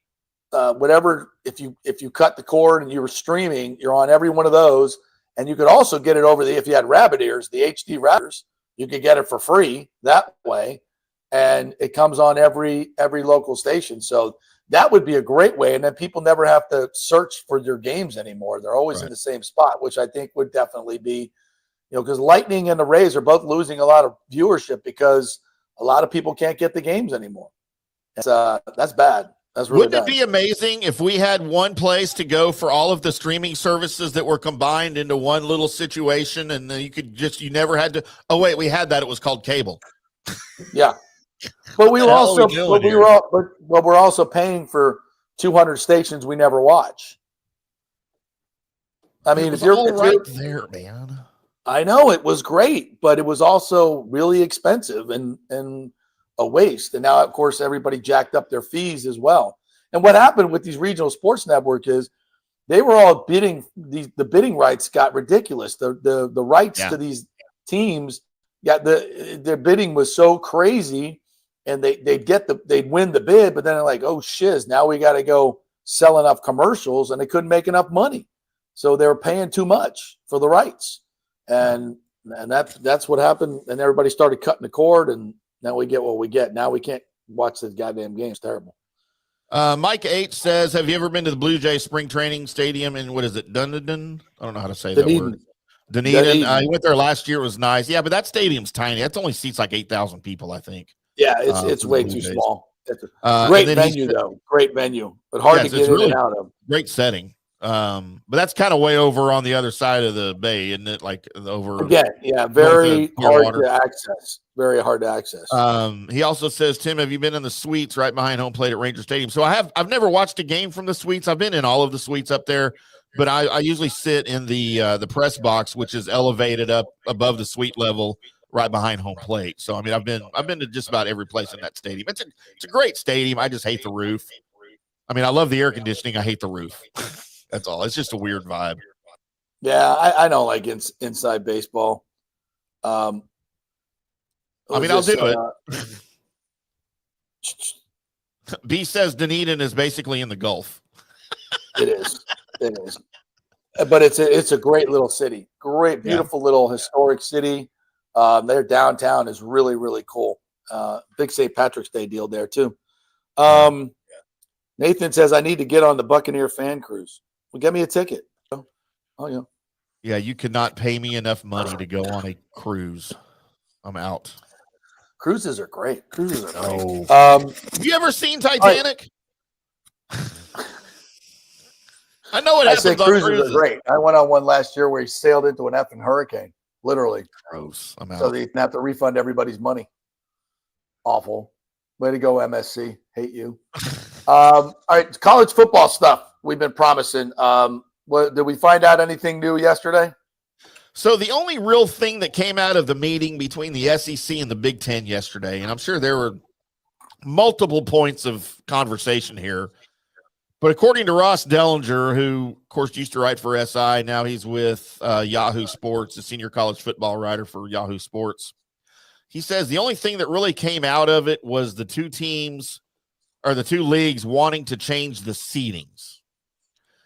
Which we talked about yesterday. We don't like the first round bye for any team, but of course, those conferences that get those group of five conferences are the lower conferences are the ones that benefit the most out of that, because if you make it into the second round, or if you have the bye to get in this, it's an automatic $8 million to your school for being in that second round, the quarterfinals. So they're not going to want to do that. I hated the first round bye for some of these schools.